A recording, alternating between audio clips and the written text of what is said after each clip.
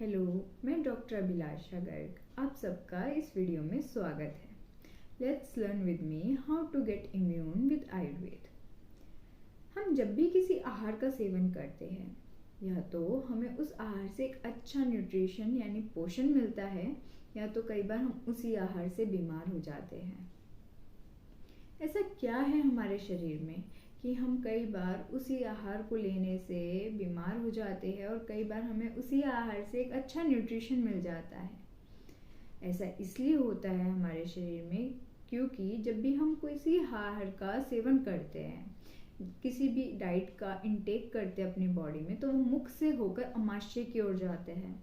अमाशय यानी पेट की ओर जाता है और जब वो जाता है आहार मुख से अमाशय की ओर तो वो निरंतर हमारे शरीर में एब्जॉर्ब होते रहता है। ठीक वैसे ही हमारे अमाशय यानी पेट में कुछ सिराएं होती है जिसमें रक्त का संचारण लगातार होते रहता है और ये ही रक्त हमारे बॉडी में जो डाइट है जो हमने इंटेक की है उससे न्यूट्रिशन लगातार एब्जॉर्ब करते रहता है। अगर हम एक हेल्दी डाइट लेंगे तो हमारा जो न्यूट्रिशन है वो भी एक हेल्दी बनेगा और ब्लड में एक हेल्दी न्यूट्रिशन एब्जॉर्ब होगा। अगर हम अनहेल्दी फूड लेंगे तो हमारा एक अनहेल्दी न्यूट्रिशन बनेगा और जो ब्लड में न्यूट्रिशन एब्जॉर्ब होगा वो भी एक अनहेल्दी न्यूट्रिशन होगा। ठीक वैसे ही जब भी हमें मल अवरोध होता है यानी कॉन्स्टिपेशन होता है तो उस मल से भी लगातार न्यूट्रिशन ब्लड में सर्कुलेट होते रहता है यानी एब्जॉर्ब होते रहता है। अब अगर हम सपोज करें कि एक हमारे घर में गीला कचरा है और वो कुछ दिनों से रखा हुआ है हमारे घर में, तो कुछ दिनों बाद उसमें से गंदी स्मेल आएगी और साथ के साथ आसपास की एयर में एक बैड केमिकल फॉर्मेशन होगा जिस पर मच्छर वगैरह आप लोगों ने अक्सर देखे होंगे। ठीक उसी तरीके से हमारे शरीर में अगर कॉन्स्टिपेशन हो जाता है यानी मल का अवरोध हो जाता है तो मल से भी एक बैड ऑडर मतलब गंदी स्मेल आती है और साथ के साथ एक गंदा केमिकल फॉर्म होता है हमारे शरीर में जो निरंतर ब्लड में एब्जॉर्ब होते रहता है।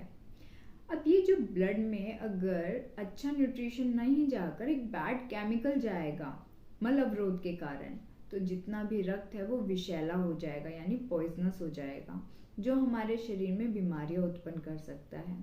साथ के साथ रक्त के बाद की जितनी भी धातुएं होगी मांस में अस्थि मज्जा एवं शुक्र ये सारी धातुओं में भी विकृति उत्पन्न होगी और ये सारी धातु विकृति उत्पन्न करके हमारे शरीर में रोग उत्पन्न करते हैं। तो आज की इस वीडियो में हम जानेंगे कि हम कैसे अपने शरीर में मल अवरोध होने से शरीर को बचा सकते हैं।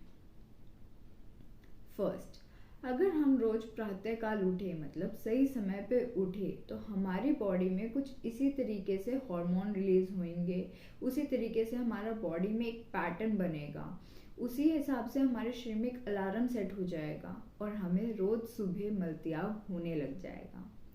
सेकेंड, हमें हमेशा रिच फाइबर डाइट ही इंटेक करनी चाहिए। थर्ड, हमें घी का इंटेक अपनी डाइट में करना चाहिए। जैसे अगर आप लोगों ने देखा होगा कि कई बार अगर हम किसी भी बर्तन में घी का लेप कर देते हैं और उसके बाद उसमें कोई भी पिच्छिल यानी चिपचिपड़ा पदार्थ डालते हैं जैसे शहद, और अगर हम उस शहद को उस बर्तन से निकालें तो वो घी के कारण कभी भी शहद उस बर्तन में नहीं चिपकेगा। ठीक उसी तरीके से हमारे शरीर में होता है। अगर हम अपने शरीर में रोज घी का इंटेक करें तो कभी भी मल हमारे शरीर में नहीं चिपकेगा और निरंतर उसका त्याग आसानी से हो जाएगा। फोर्थ, हमें नेवल यानी अपनी नाभि पर रोज ऑयल लगाना चाहिए। फिफ्थ, हमें हमेशा ऋतु अनुसार या ऋतु साथ में भोजन करना चाहिए। अगर आपको आज का वीडियो अच्छा लगा हो तो इस चैनल को सब्सक्राइब कर ले ताकि आने वाली वीडियो के नोटिफिकेशन आपको मिल सके। Thank you.